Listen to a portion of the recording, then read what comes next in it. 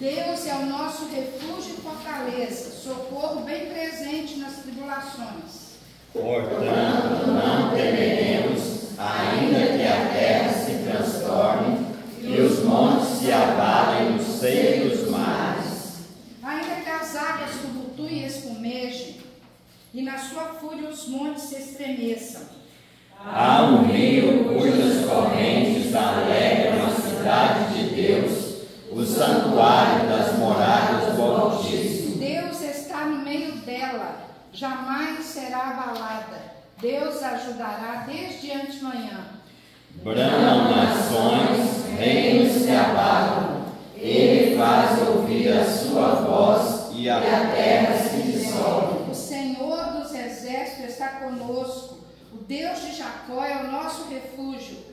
Vinde contemplai as obras do Senhor, que assolações efetuou na terra. Ele põe termo à guerra até os confins do mundo, quebra o arco e despedaça a lança, queima os carros no fogo. Aquietai-vos e sabei que eu sou Deus. Sou exaltado entre as nações, sou exaltado na terra. O Senhor dos exércitos está conosco. O Deus de Jacó é o nosso refúgio. Pode se sentar. Nós vamos abrir lá em Êxodo capítulo 4. Nós vamos ler apenas 4 versículos. 5 versículos. Êxodo capítulo 4. Êxodo capítulo 4, 1, 2, 3, 4, 5. Vamos lá.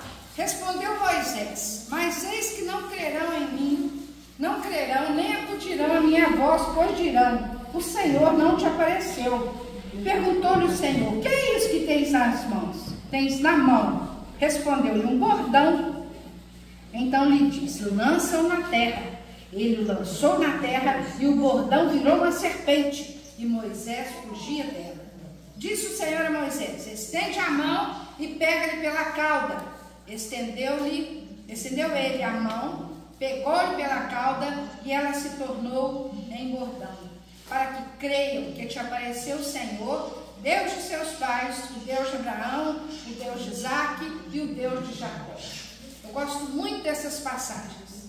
Todas as passagens que tem uma perguntinha na Bíblia, eu acho muito interessante, porque são respostas que muitas vezes a gente acha que foram feitas só para aquele pessoal lá, daquela época, naquela situação.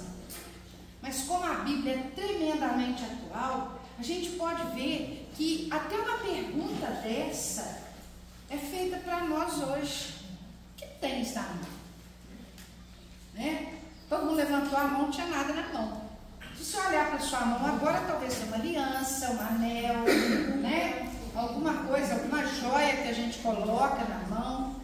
Mas quando nós vemos aqui essa pergunta feita para nós hoje, ela já não é uma pergunta exatamente assim, exatamente literal aqui sobre as mãos, né?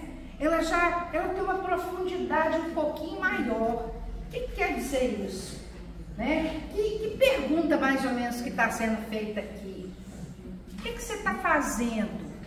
Como você está utilizando a sua vida? Como você está utilizando os seus dons, os seus talentos? Como você tem conduzido aquilo que Deus te confiou? Como você tem conduzido aquilo que você tem possibilidade de fazer?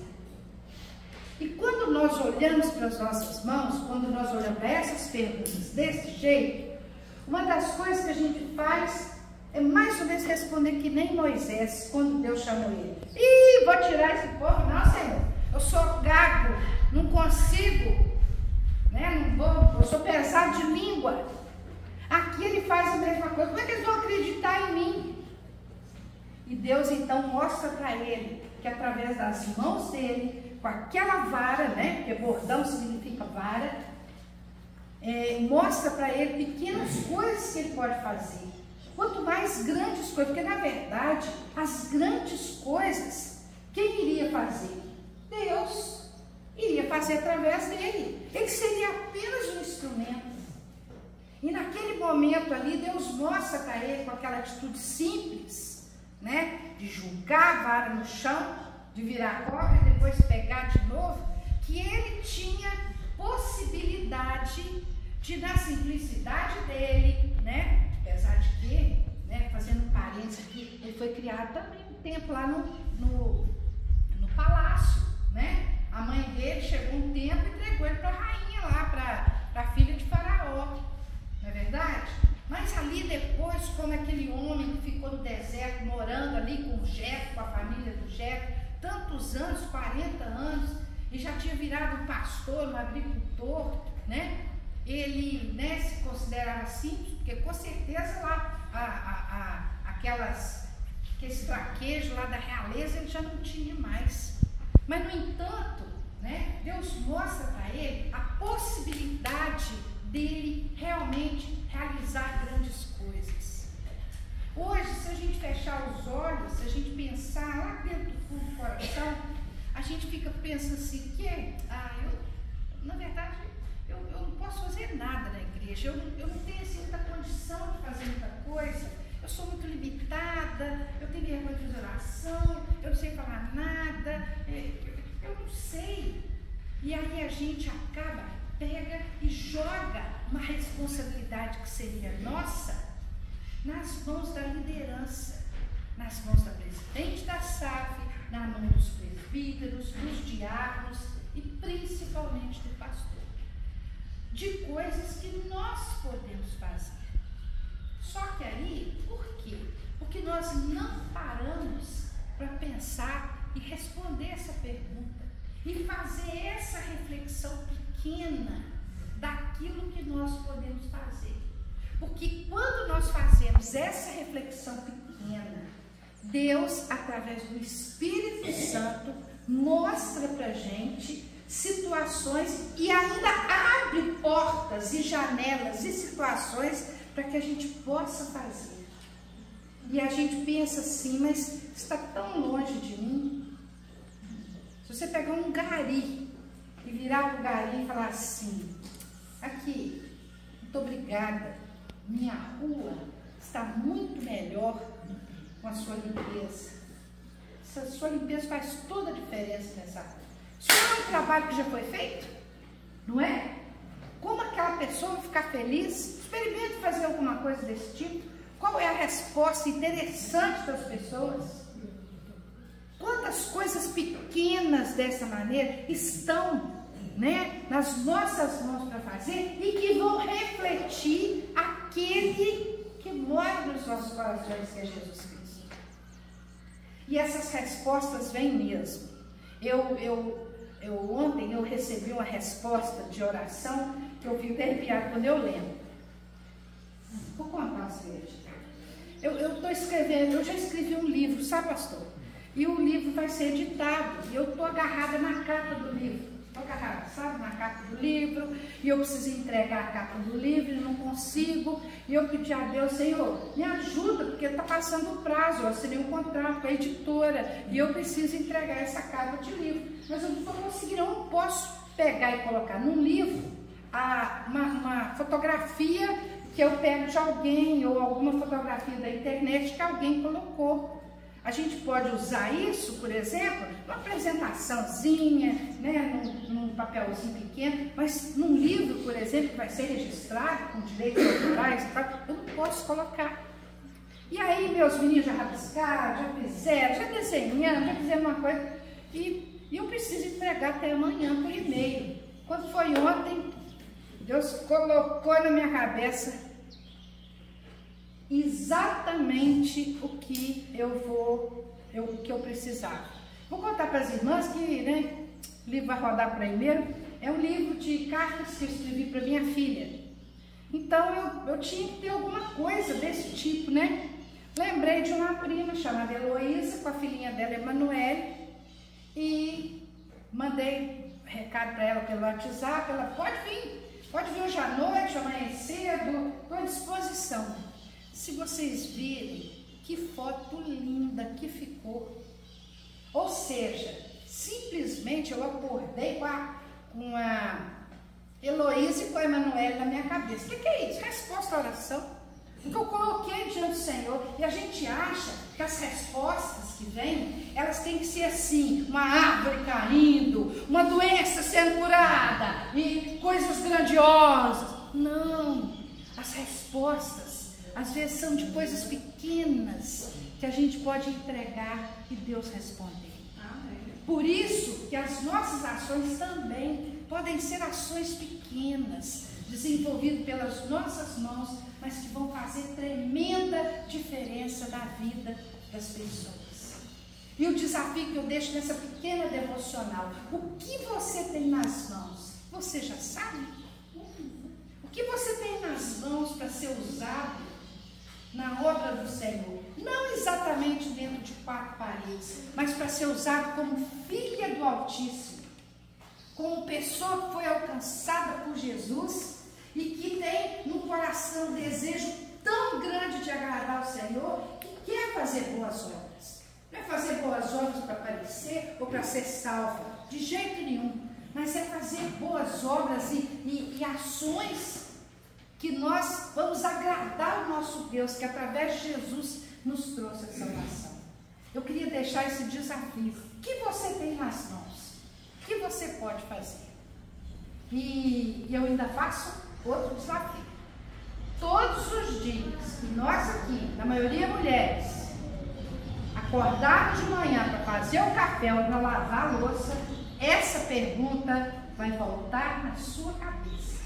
Em nome de Jesus, para que você possa refletir e ter uma resposta coerente como filha do Altíssimo. Amém? Amém? Vamos orar. Senhor, te agradecemos pelo teu grande amor, alcançado a nós, Senhor Deus, através do envio do seu Filho Jesus Cristo para morrer na cruz pelos nossos pecados. Amém. Obrigado porque podemos vir a essa igreja, nesse lugar tão agradável, ouvindo passarinhos. Senhor Deus, muito obrigado pelo aconchego que temos aqui com nossa família da fé. Amém. Senhor Deus, mas nós, além de te agradecer, nós queremos mais. Queremos sair daqui edificados com a tua palavra, com tudo aquilo que acontecerá nesse dia. Obrigado pela liderança da Isabel e da Josi, Senhor Deus. Obrigado pela SAF que nos acolhe, pela permissão do conselho. Obrigado porque nós temos aqui conselheiros, nós temos nosso secretário presbiterial. Obrigado, meu Deus, que são bênçãos incontáveis que o Senhor tem nos concedido. Essa possibilidade de virmos até aqui, que maravilha, Senhor Deus, com a tua proteção. Te agradecemos pelo teu grande amor, Senhor Deus, manifestado em cada coisa, em cada pequena coisa em que podemos viver, Senhor Deus, sentir, Senhor Deus, e sermos orientados por Ti. É no nome precioso de Jesus Cristo que nós oramos. Amém. Amém. Então, aqui, era em nome do Conselho da Igreja Bretas, né? E na pessoa do seu presidente, Reverendo Dalber, cumprimentar a todas as irmãs, dar as boas-vindas. Realmente, a SAF, toda a vida, né? Eu fui nascido, graças a Deus, e criado na igreja presbiteriana, e sempre vi a SAF como uma força muito grande, auxiliando, né, os trabalhos da igreja, pregando o Evangelho, fazendo aquilo que o Senhor Jesus pediu, né? Ordenou que fizéssemos, né? Pregar o Evangelho a toda criatura. O Lloyd pediu que eu ensinasse um cântico que às vezes é conhecido das irmãs. É o pastor Nigula. De vez em quando ele vem aqui no Brasil. Ele é parece que de Angola, da África. E ele trouxe esse cântico, cantou esse cântico na primeira igreja. Eu faço parte da banda Semeadores. E pedi à banda que estivesse aqui para a gente cantar os louvores. E o Magno, ele sempre coloca à disposição, mas hoje ele estava com vários trabalhos. O missionário Magno, missionário urbano da primeira igreja de Manhuaçu. Então a banda não pôde estar presente. Então vou ensinar esse cântico. Quem souber, cante comigo. Não tenho voz, eu só toco, voz boa para cantar, eu só toco no conjunto. Nós vamos ensinar. É muito simples. Se procuras a paz em lugar errado, certamente amado, não acharás. Só isso. Paz verdadeira, só em Jesus. Paz verdadeira, só ali na cruz. Todas as irmãs, todos que estão aqui, procuram a paz na fonte certa, que é o Senhor Jesus. Mas é um cântico de evangelismo, né? Aqueles que às vezes estão sem paz, porque não encontrou a verdadeira paz. Então nós usamos sempre cantar esse cântico dos nossos trabalhos de evangelística.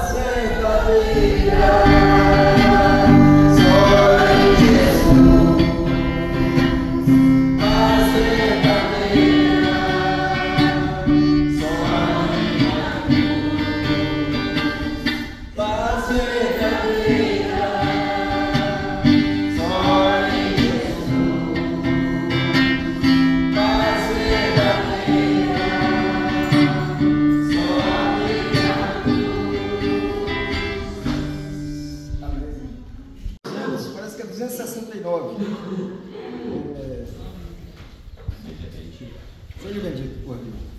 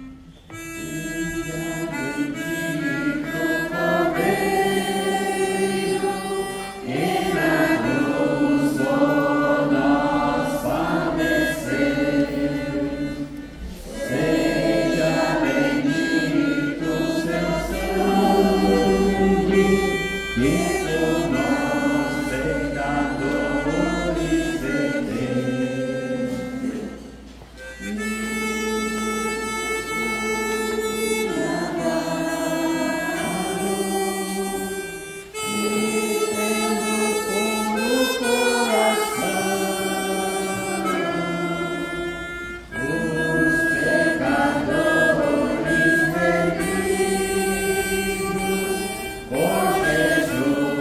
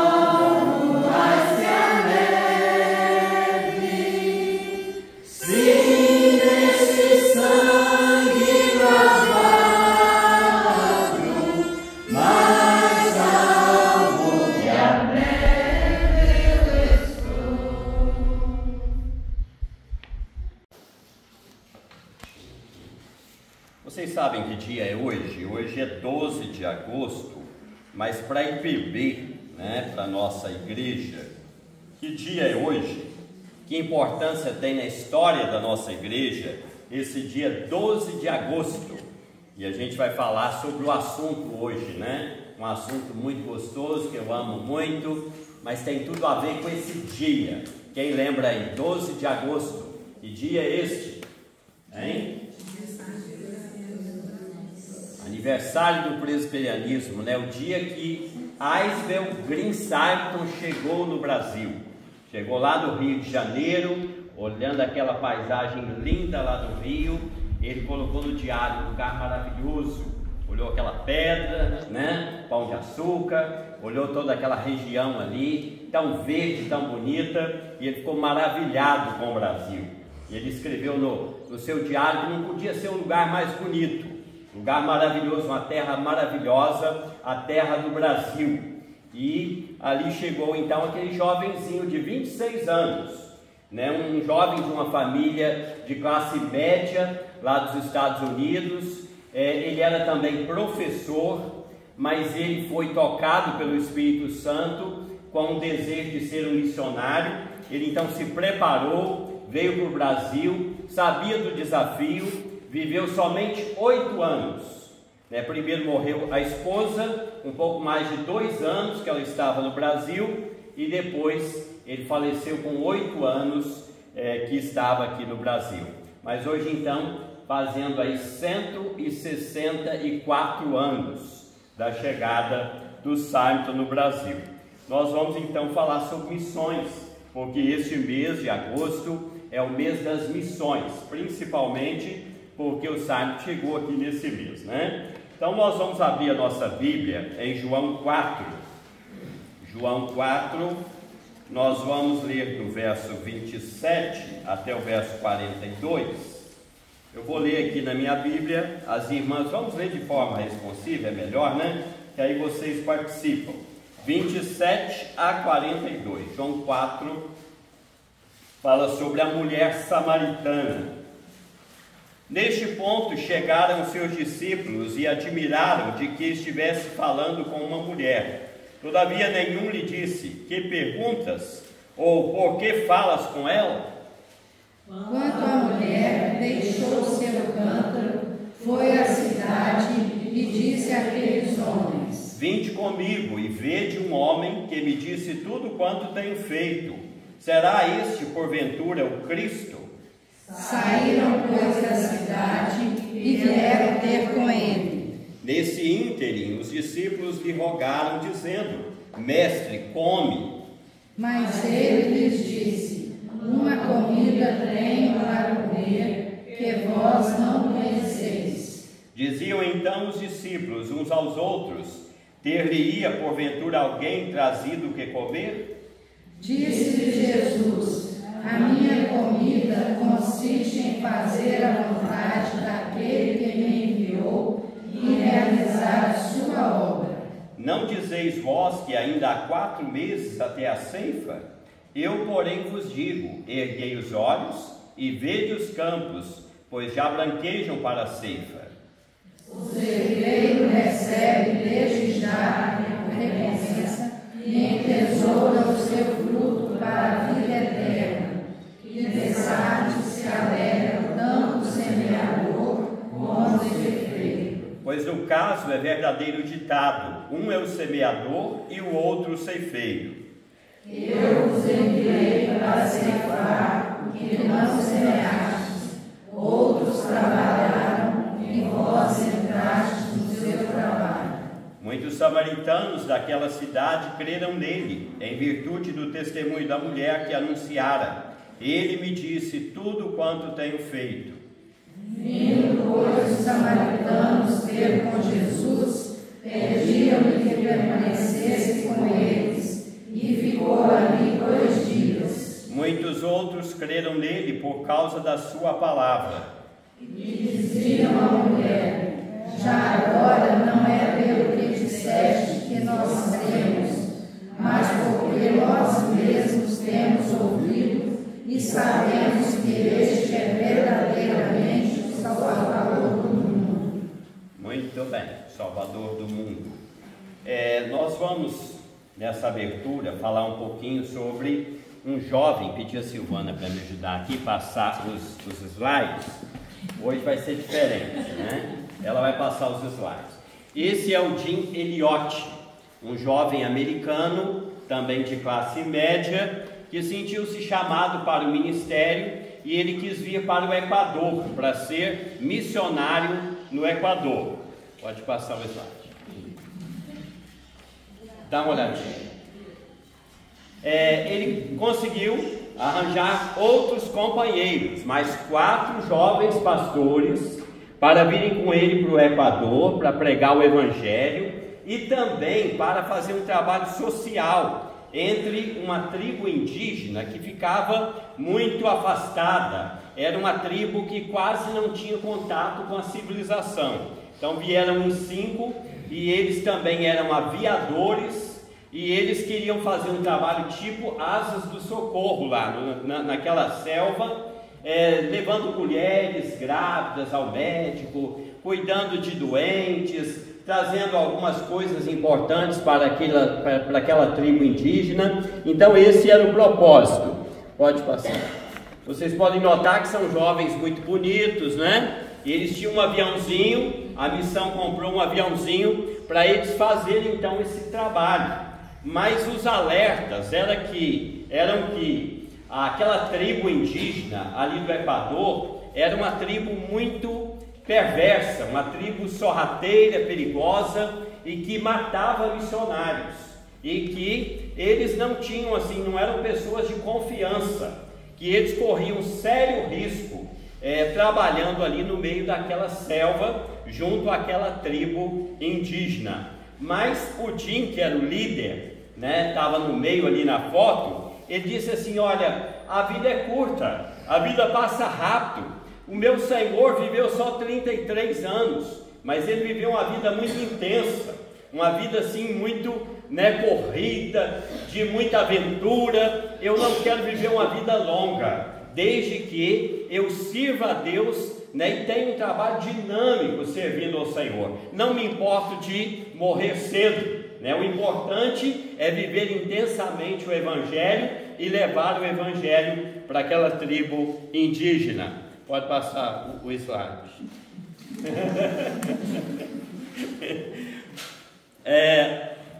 Então tá, aconteceu o pior, Aconteceu o pior. E num determinado dia fizeram lá uma futrica lá no meio da selva entre os indígenas. É claro, o trabalhinho do diabo, por trás de tudo.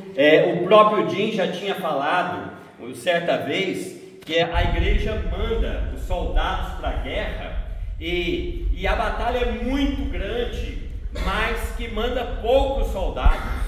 E aqueles poucos soldados têm que enfrentar a guerra praticamente sozinhos.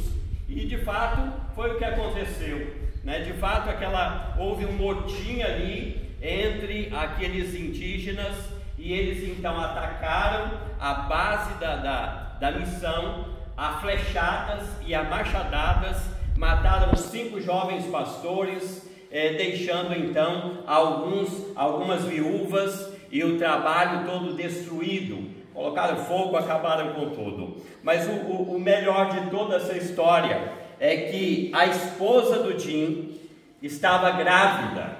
Ela estava grávida de poucos meses. Ela voltou aos Estados Unidos, ganhou a sua menininha e falou assim: eu tenho que voltar lá para a selva, eu tenho que voltar para pregar o Evangelho para aquele povo. E ela então voltou com a sua menininha e recomeçou o trabalho ali naquela selva do Equador. Pode passar. Ali está ela com algumas indígenas, e assim por diante.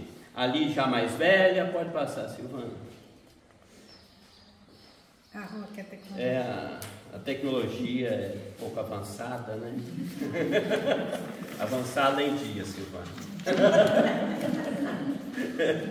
Ali, a Elizabeth, já bem de idade, ela faleceu tem pouco tempo.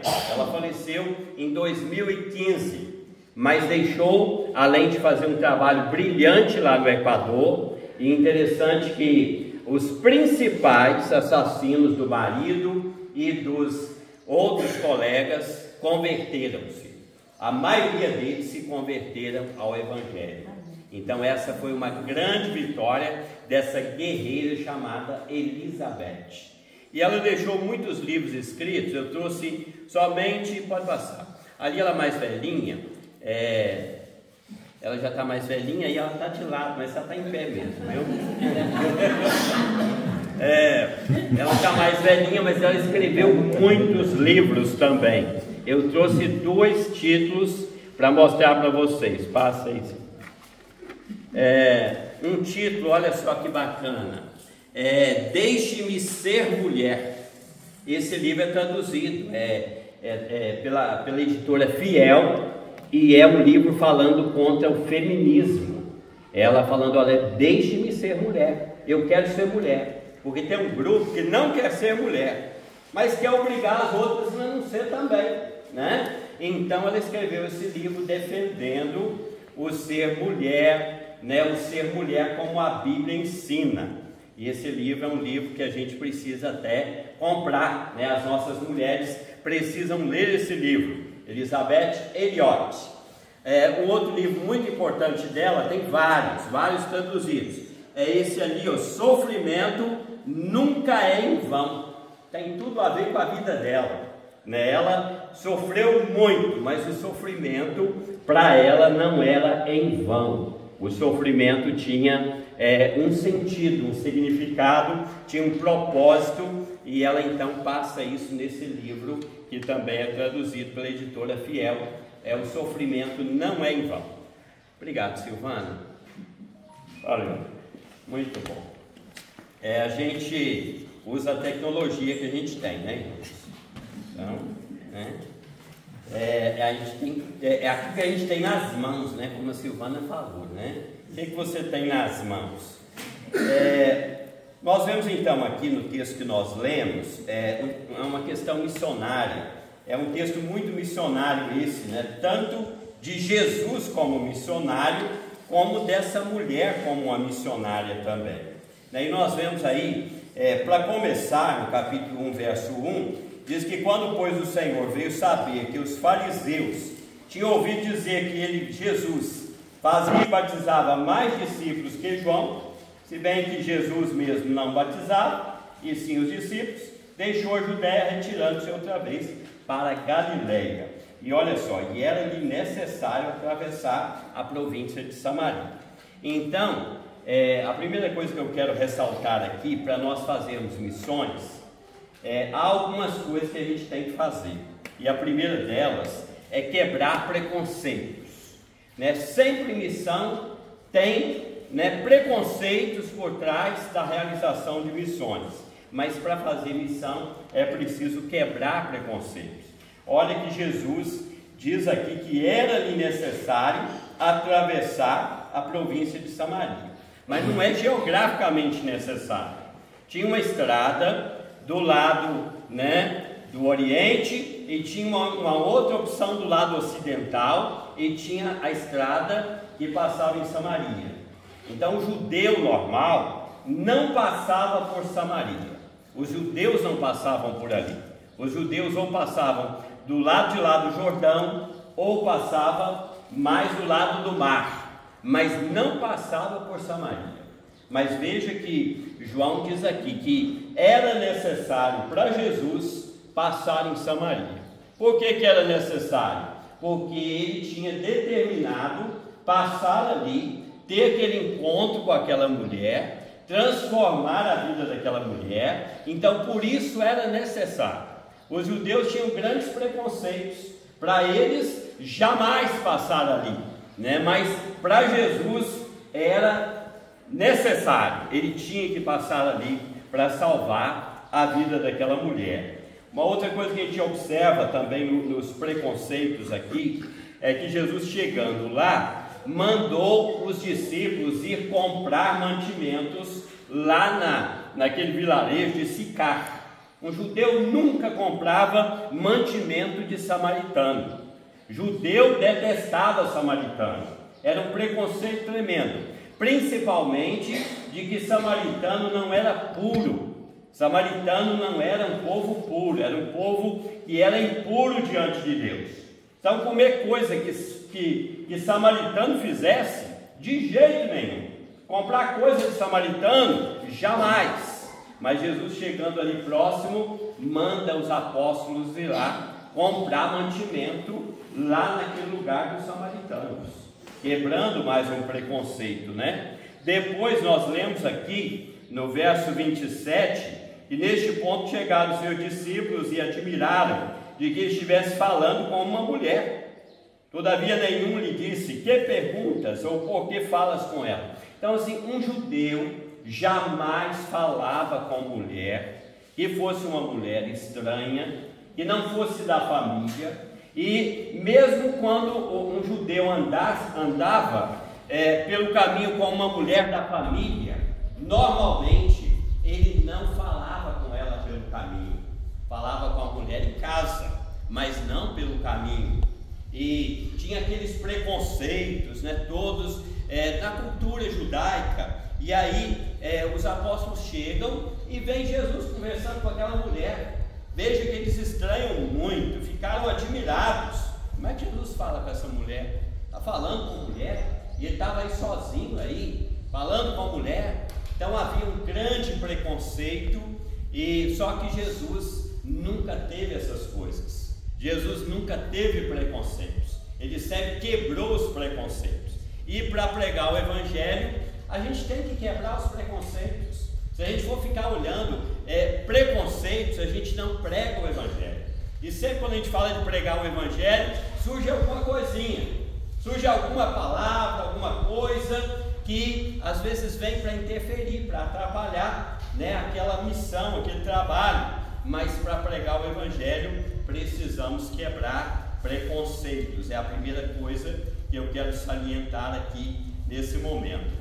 O pai das missões modernas, chamado William Carey, ele era um sapateiro e ele era muito estudioso, acabou sendo ordenado pastor, e ele, no grupo de pastores, reunindo tipo um presbitério, ele falou: gente, nós precisamos fazer a obra missionária, tem uma missão a realizar. Jesus deixou a ordem de ir por todo o mundo. E aí um pastor falou assim: ô jovem, ele era bem jovem, né? Ô jovem, acalma aí, porque é o seguinte: se Deus quiser converter o mundo, se Deus quiser converter as nações, Ele tem poder para isso, Ele pode fazer.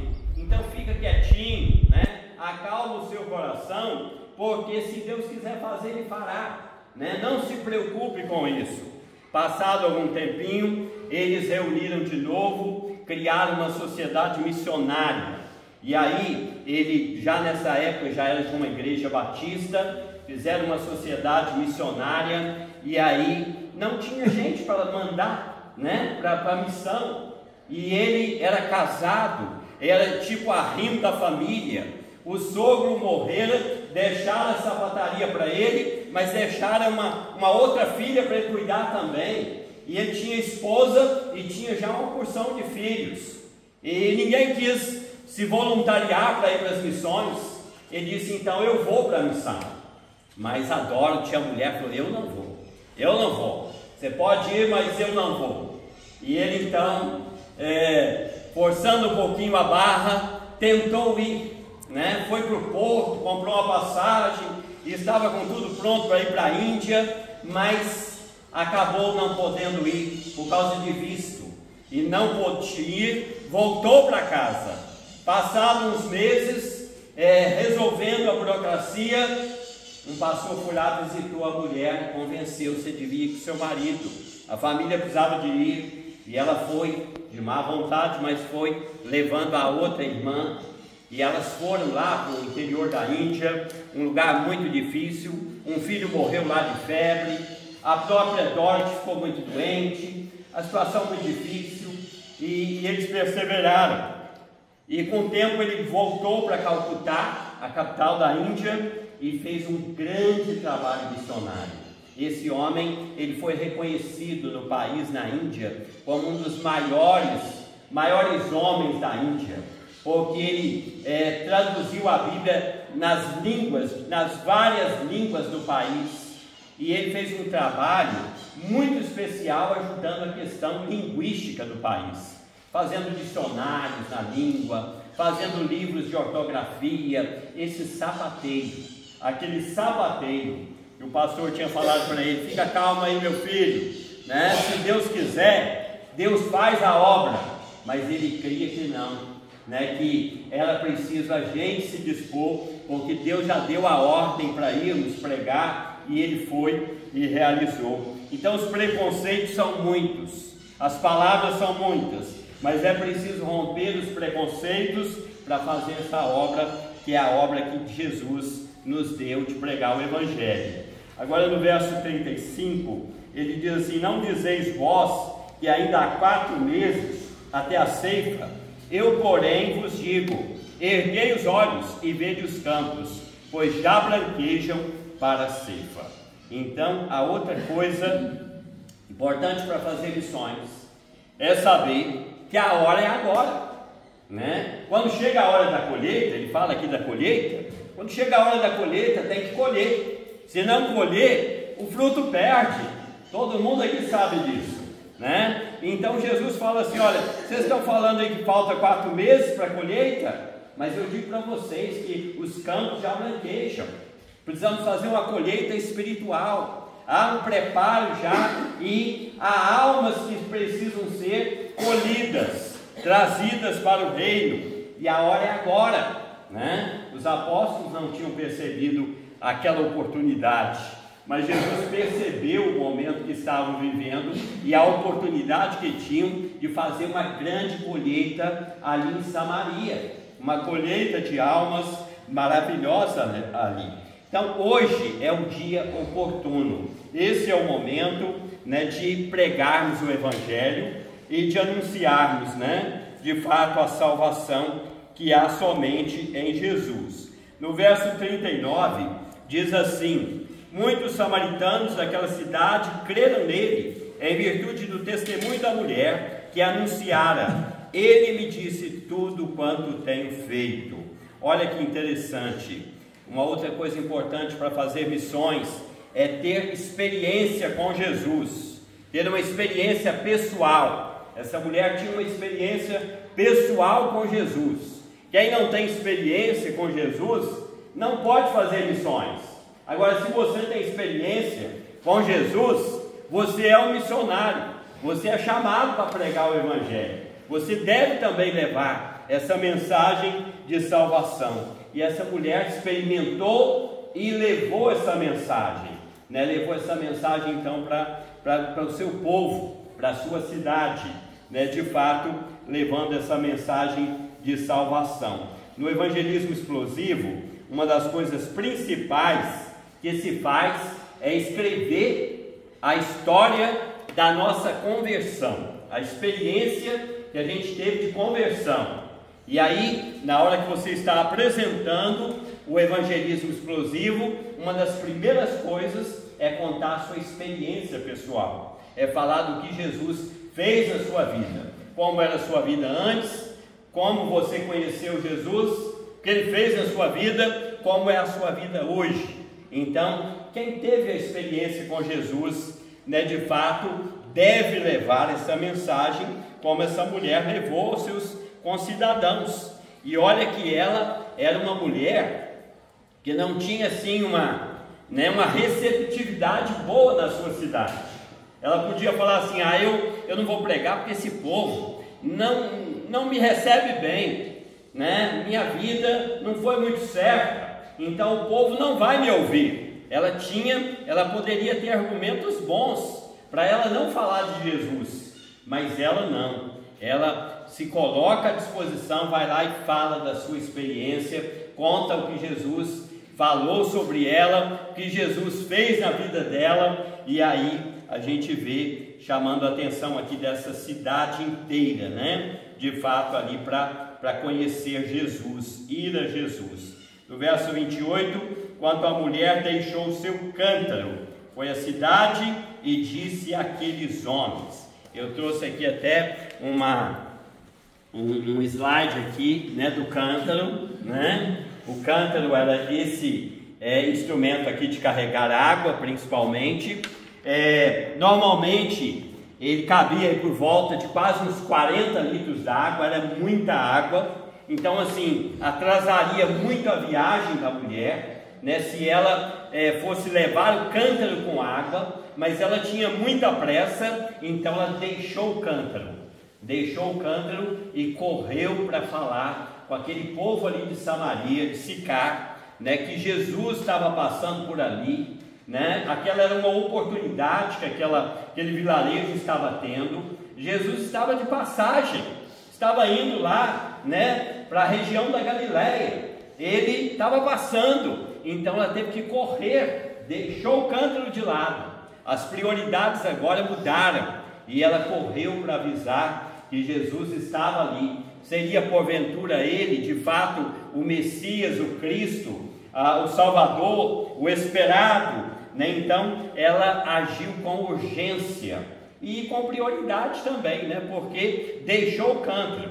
A água é importante, ela é muito importante, mas a água viva é mais importante. A água que Jesus dá é muito mais importante. Então ela deixou o cântaro, correu para anunciar e falar para os seus concidadãos que Jesus estava ali, o Cristo estava ali. Será porventura que esse é de fato o Cristo?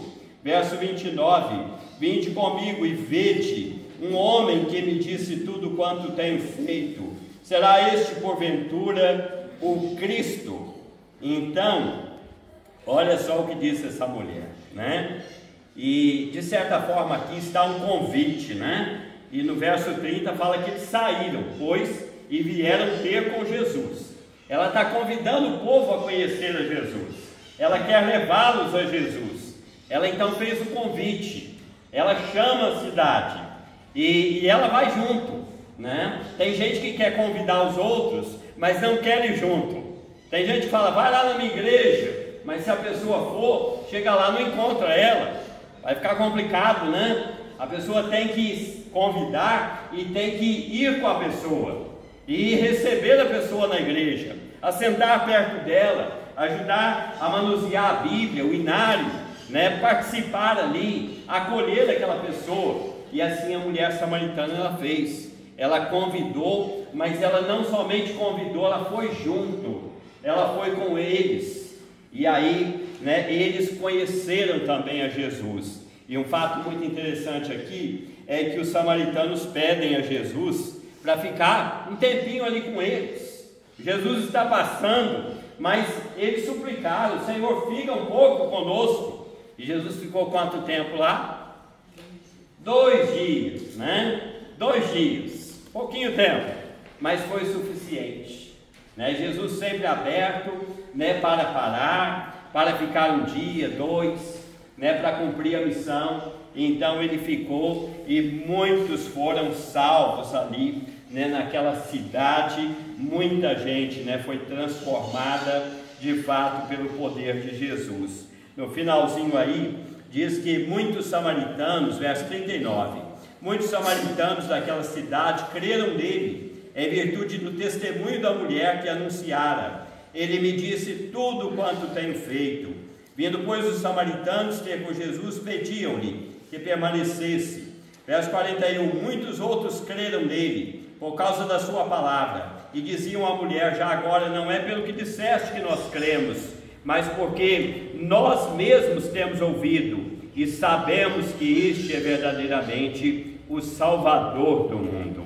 Ali em Samaria, tornou-se ali uma igreja pujante, uma igreja forte. No dia dos apóstolos, nos dias dos apóstolos, tinha uma igreja ali forte em Samaria, e provavelmente muitos dos crentes ali de Samaria são desses aqui que converteram pela pregação de Jesus e pela pregação da mulher samaritana. Uma mulher que tinha tido 5 maridos, mas agora estava tendo um caso com um homem casado. Era uma mulher mal vista na cidade, mas teve um encontro com Jesus. Jesus que não tem preconceitos, né? E Jesus, né, de fato falou da água da vida, e ela né, queria, ela ansiava por essa água viva, e ela tomou dessa água viva, mas repartiu, né, com muitos que também precisavam dessa água viva. Irmãos, esse mês então é o mês das missões. Mês de agosto é o mês que nós lembramos a chegada do Sainton, um jovem que deu a sua vida para que a igreja fosse plantada aqui no Brasil. Só conseguiu ficar aqui 8 aninhos. Começou o trabalho lá no Rio de Janeiro. O trabalho se estendeu para São Paulo, depois para o sul de Minas e foi ampliando. Mas quando ele morreu, o trabalho ainda era pequeno, mas a sua vida, a sua dedicação inspirou muitos outros missionários que vieram para o Brasil e a igreja cresceu. E louvado seja Deus que hoje nós somos a Igreja Presbiteriana do Brasil, nós somos mais de 700 mil crentes. Olha só, um jovem, como que frutificou, né? Além das outras igrejas que saíram da nossa igreja, como a Igreja Presbiteriana Independente, que é uma igreja bem grande, Igreja Presbiteriana Unida, Igreja Presbiteriana Maranata, Igreja Presbiteriana Ebenezer, Igreja Presbiteriana Renovada. Se for calcular todas essas presbiterianas, o número cresce muito. Então, louvado seja Deus, né? A nossa igreja hoje é a 10ª igreja maior, né, do nosso país. Ela é a 10ª igreja, já foi a maior igreja do Brasil, evangélica, mas hoje ela está na 10ª posição. Mas para nós não importa, não é números, né? Para nós o importante é a gente continuar a obra missionária, é a gente continuar esse trabalho, continuar testemunhando aqui, mas também levando o evangelho a outras nações e a outros lugares.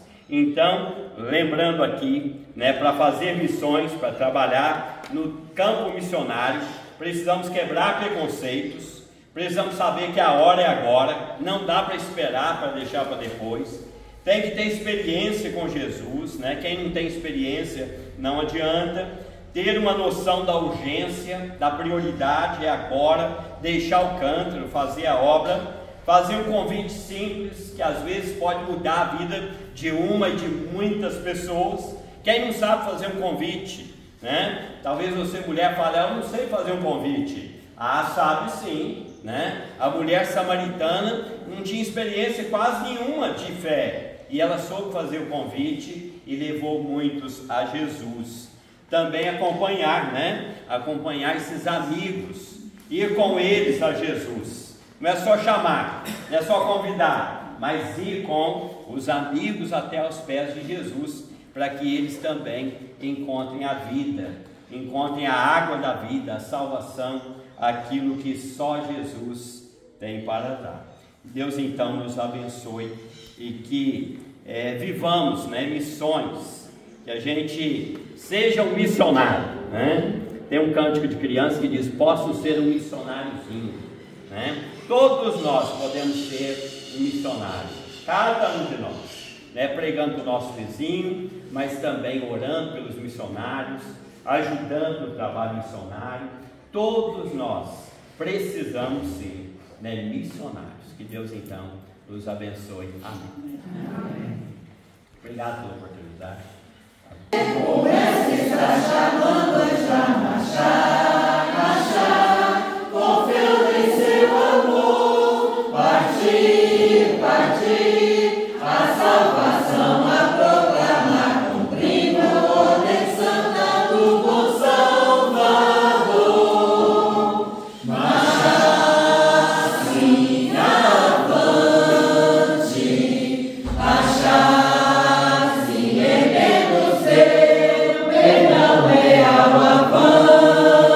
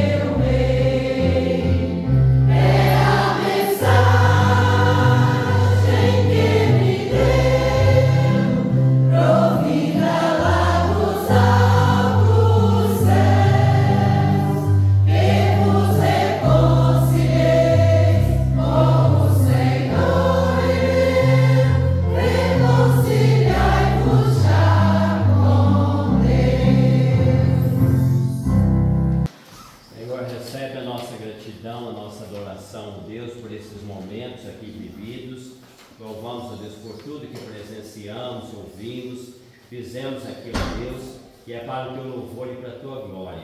Receba, Deus, a nossa adoração. Queremos colocar diante de ti, ó Deus, a família Oliveira, que está lá em Panamá, ó Deus, que a tua mão esteja sobre aquelas vidas, abençoando, guardando, dirigindo aquele trabalho missionário que ali tem sido realizado. Colocamos, ó Deus, diante de ti a vida, ó Deus, de cada SAF aqui presente. Que ele esteja abençoando, Deus, a cada uma delas e as suas igrejas, ó Pai. Nós te louvamos também por essa igreja que nos acolhe, louvamos pela vida dessa SAF. Que o Senhor continue abençoando o teu trabalho aqui nesse lugar.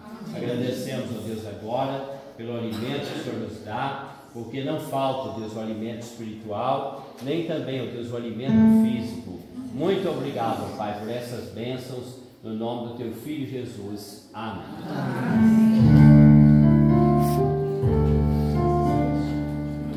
Sejamos verdadeiras, auxiliadoras, irrepreensíveis na conduta, incansáveis na luta, firmes na fé, vitoriosas por Cristo Jesus.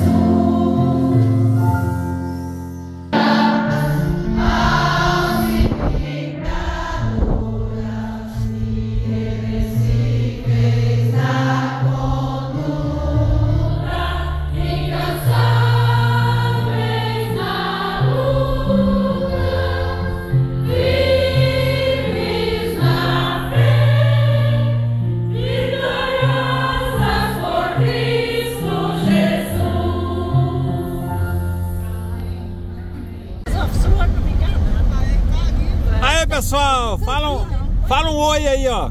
Tô filmando.